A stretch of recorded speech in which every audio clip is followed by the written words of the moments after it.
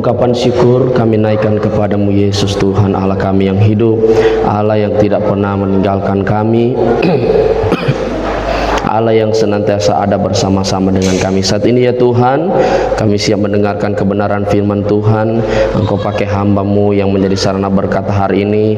Biarlah setiap apa yang keluar dari mulut hamba-Mu adalah isi hati Tuhan. Apa yang hamba-Mu ucapkan benar-benar perkataan Tuhan. Permuliakan nama-Mu lewat pemberitaan kebenaran firman Allah. Kami siap mendengarkan ya Tuhan, di dalam nama Bapa dan Putra dan Roh Kudus, yaitu di dalam nama Tuhan Yesus Kristus kami berdoa dan mengucap syukur. Haleluya. Amin. Tuhan, silakan duduk. Saudara-saudara yang saya kasih dalam kasih Tuhan Yesus Kristus, senang sekali bisa berjumpa dengan kita di tempat ini di hari yang indah, di mana Tuhan mengizinkan kita untuk ada bersama-sama beribadah, memuji, membesarkan nama Tuhan. Selamat datang untuk yang baru pertama kali beribadah di tempat ini. Mari kita buka sama-sama kebenaran firman Allah di dalam Matius pasal 18. Matius pasal 18 ayat 1 sampai ayat yang kelima. Kita akan membacanya secara bergantian, laki-laki dan perempuan, dan laki-laki membaca ayat genap, perempuan membaca ayat ganjil. Laki-laki ayat genap, perempuan ayat ganjil, secara bergantian. Kita akan membaca kebenaran firman Allah Matius 18 ayat 1 sampai 5. Laki-laki ayat genap, perempuan ayat ganjil, di dalam nama Tuhan Yesus Kristus.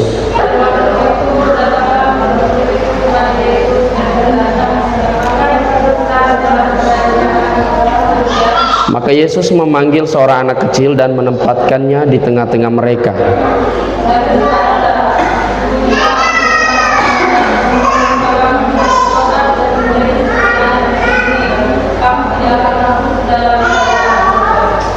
Sedangkan barang siapa merendahkan diri dan menjadi seperti anak kecil ini, dialah yang terbesar dalam kerajaan sorga.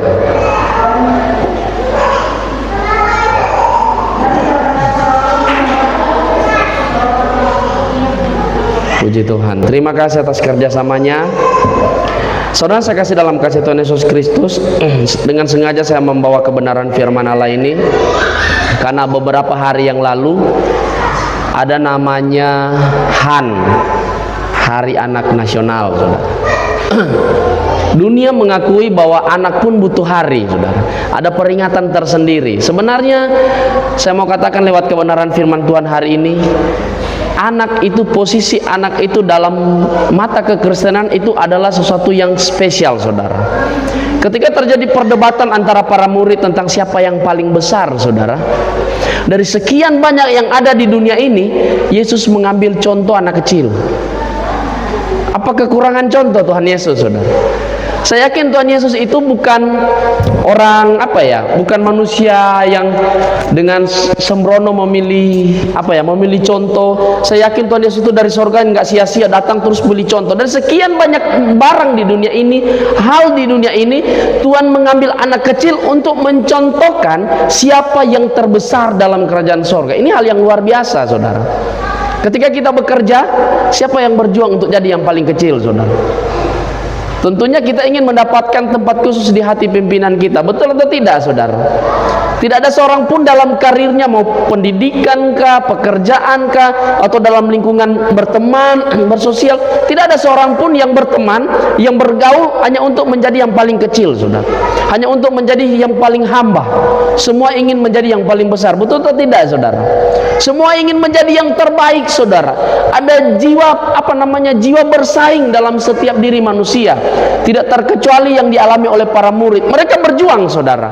Mereka sepanjang jalan mereka, kalau kita baca cerita ini, saudara, sepanjang jalan mereka berusaha. Siapa yang paling besar?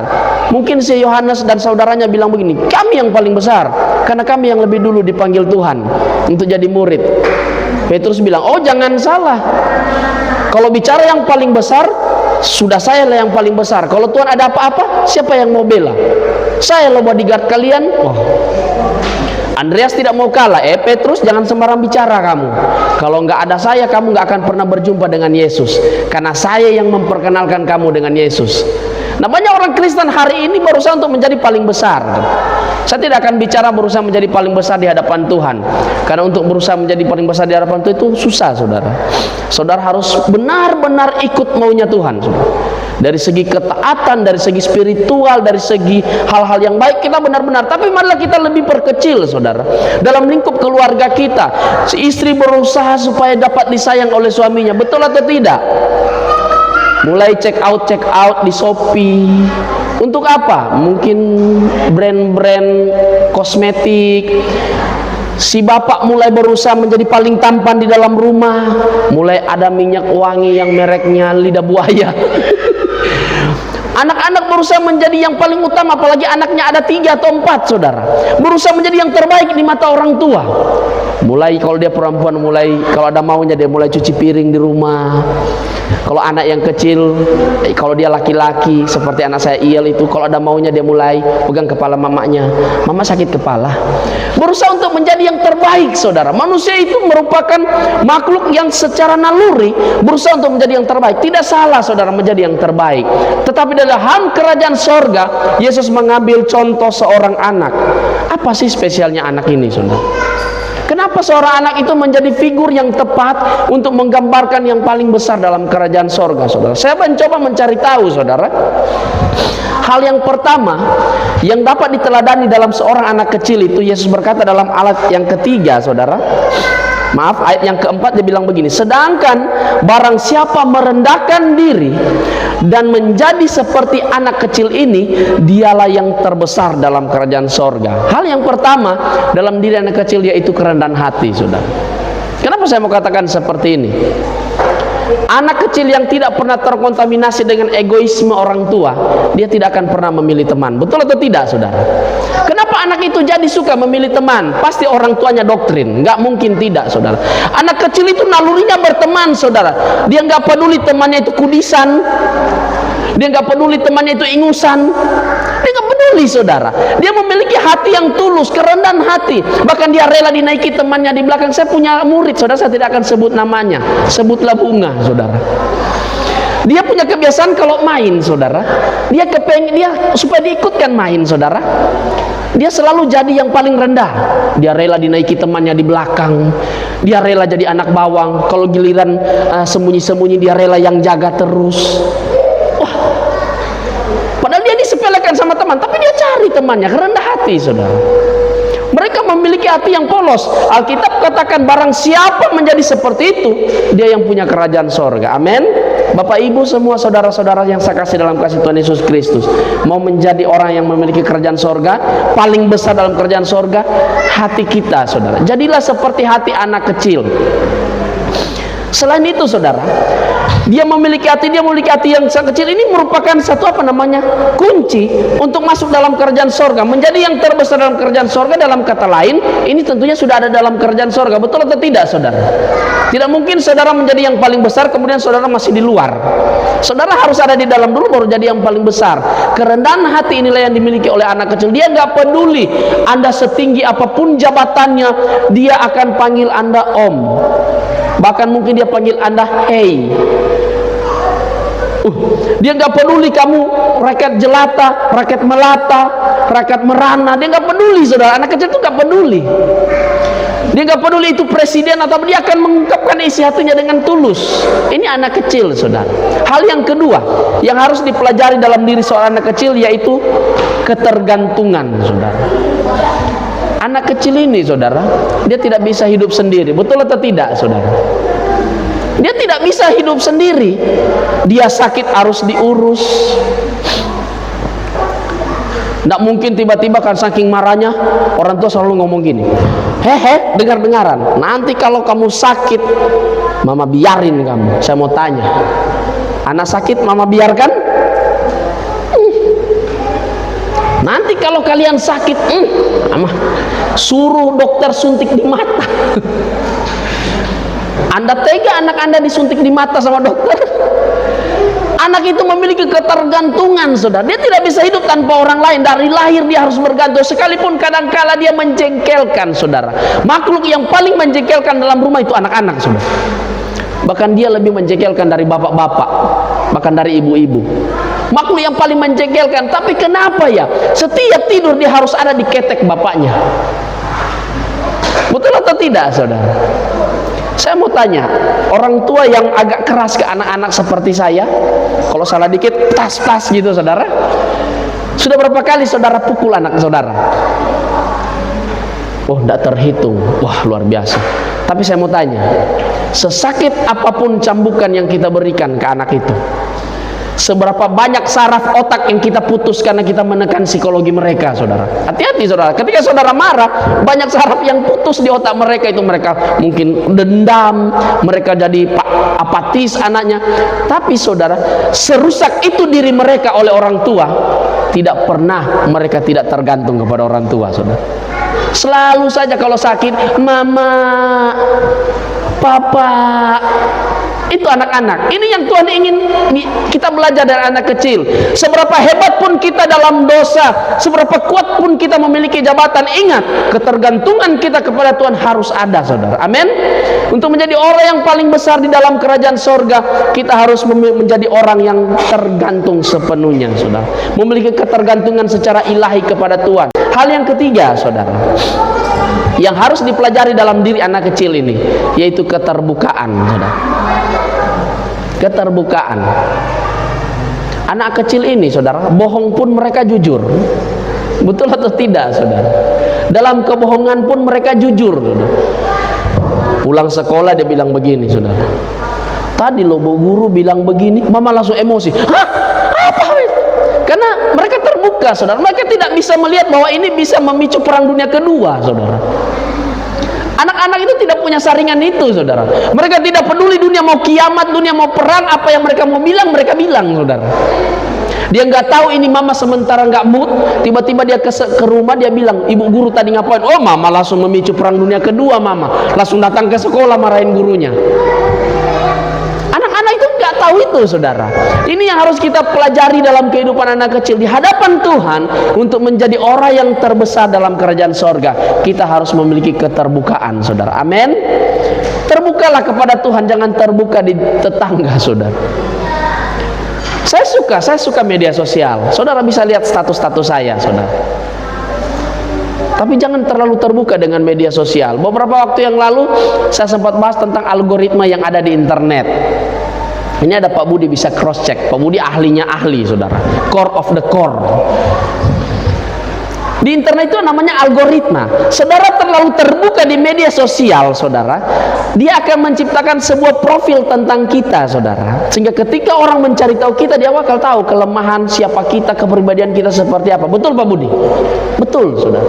Kalau saudara nonton film-film barat, saudara, film luar negeri, saudara, mereka mencari profil orang cuma lewat internet, saudara. Kenapa? Apalagi saudara seorang yang hobi medsos, makan daging diposting, makan sayur diposting, nggak makan diposting, berantem diposting, wajan melayang diposting, saudara. Semua diposting.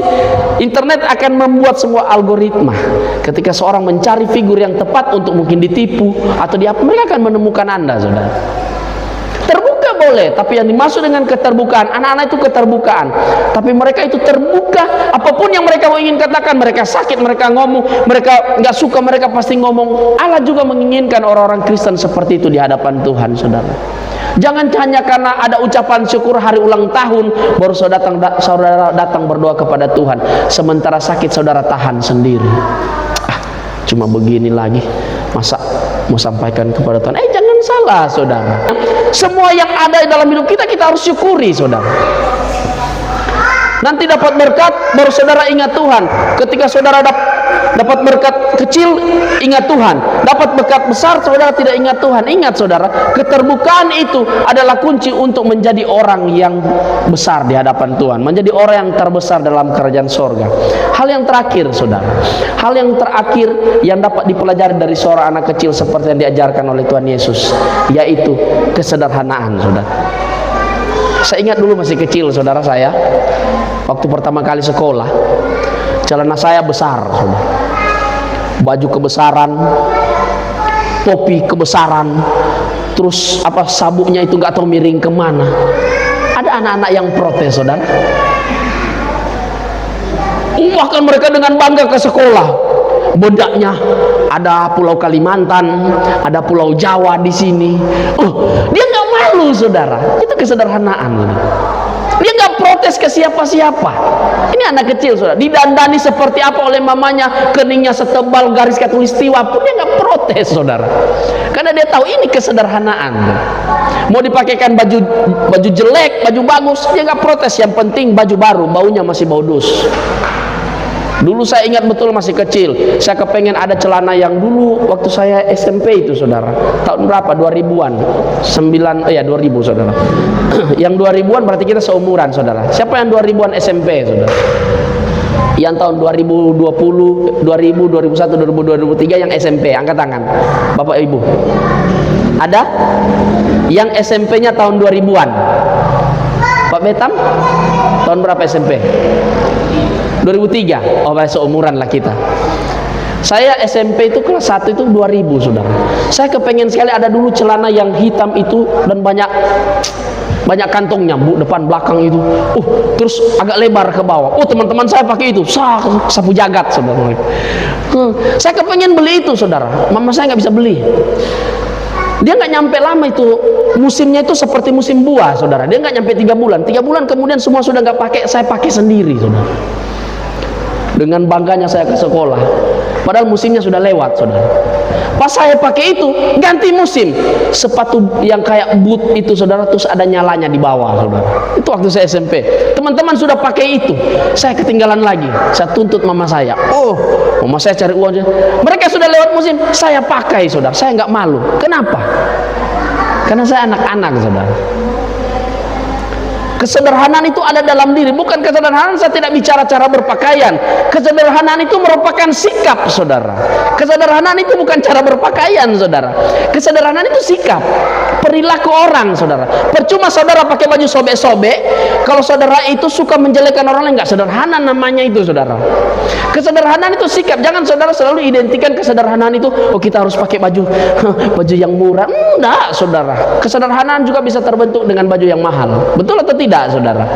Itu sikap, perilaku ini yang yang Tuhan tuntut ada dalam hidup kita. Kesederhanaan. Anak itu nggak peduli, saudara. Pensilnya sudah pendek begini di sekolah. Ada murid-murid di sekolah yang pensilnya pendek, saudara. Di raut sudah nggak ada isi dalamnya. Sudah saya raut-raut kok nggak ada ini. Sudah setengah jam, sudah mau habis jam, saudara. Saya cuma raut satu pensil itu nggak keluar hitamnya, saudara. Ternyata waktu mereka main, mereka suka ketok-ketok begini, saudara. Dikejar-kejar temannya, dilempar, tepat tadi dalam keluar, saudara. Pas di raut cuman kayu yang keluar. Dia protes, saudara. Ada anak-anak yang protes, tapi protesnya sampai di mana, saudara?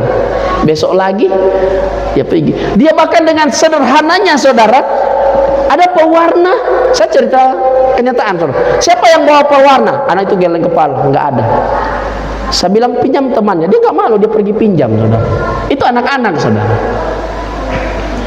Untuk menjadi yang terbesar dalam kerajaan sorga, kita harus memiliki 4 hal ini, saudara.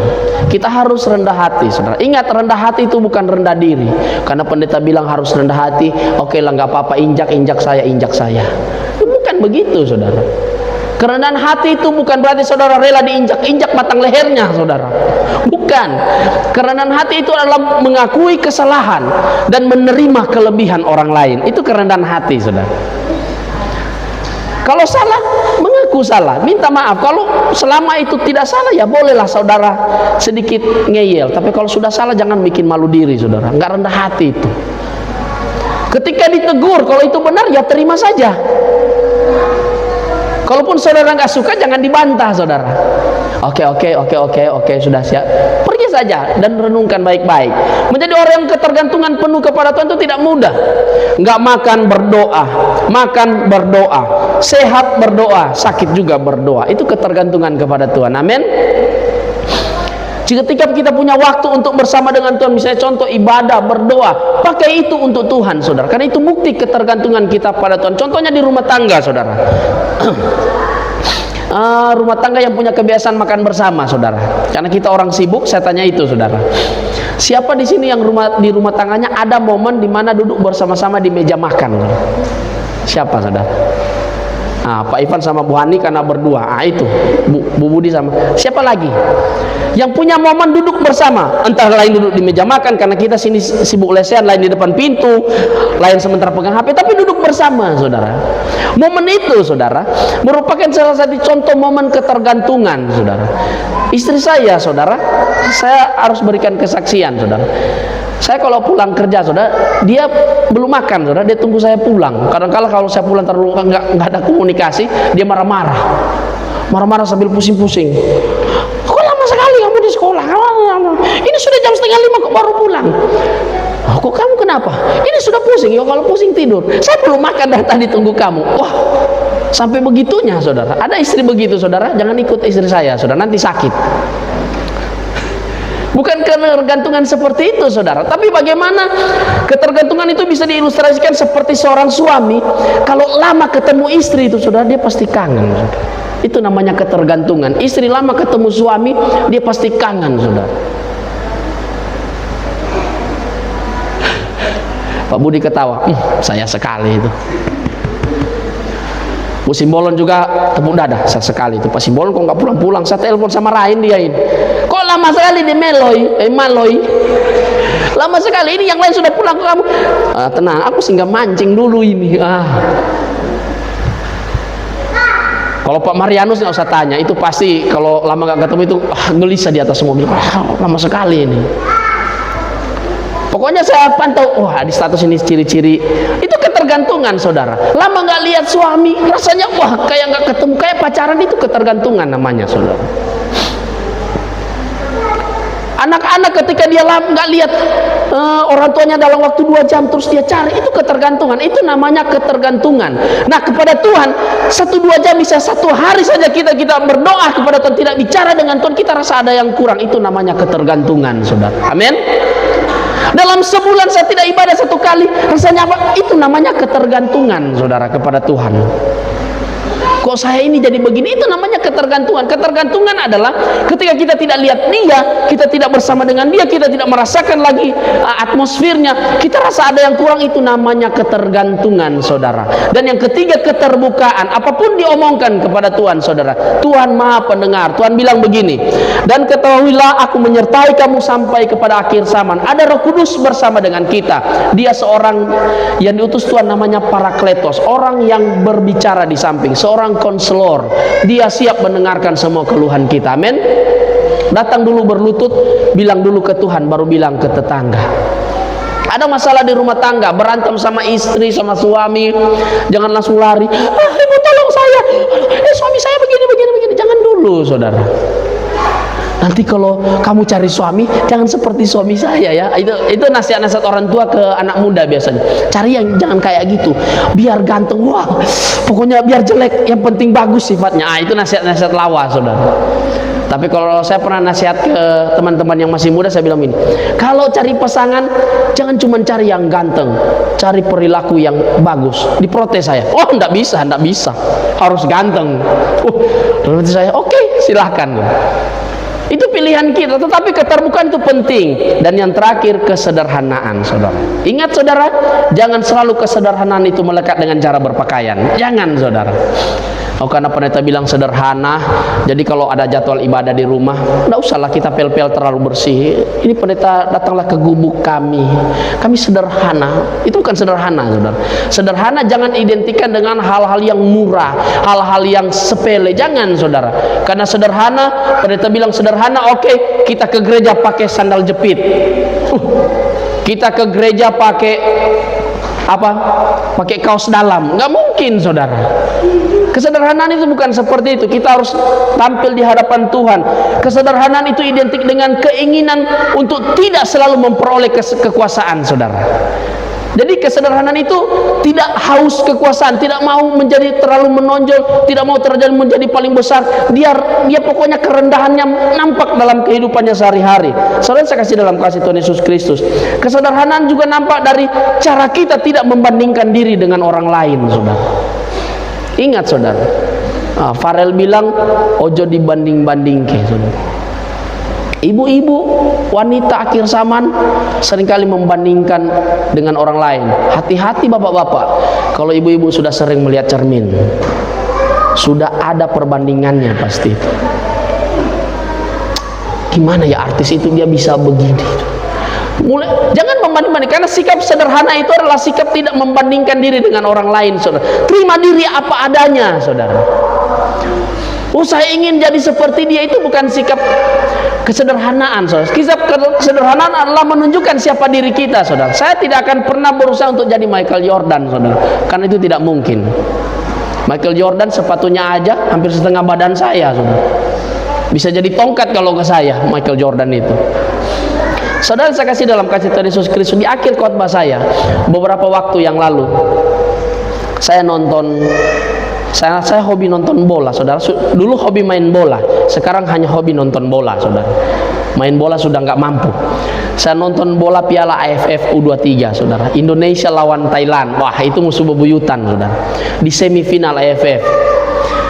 Mereka adu penalti. Terus di akhir pertandingan ada wawancara dengan kapten timnas U23 itu, Kadek Arel ya. Kadek Arel itu ini. Bagaimana pendapatmu tentang Thailand? Mereka adalah raja ASEAN. Kadek Arel nggak menjawab itu, dia bilang begini. Singkat saja saya mau jawab.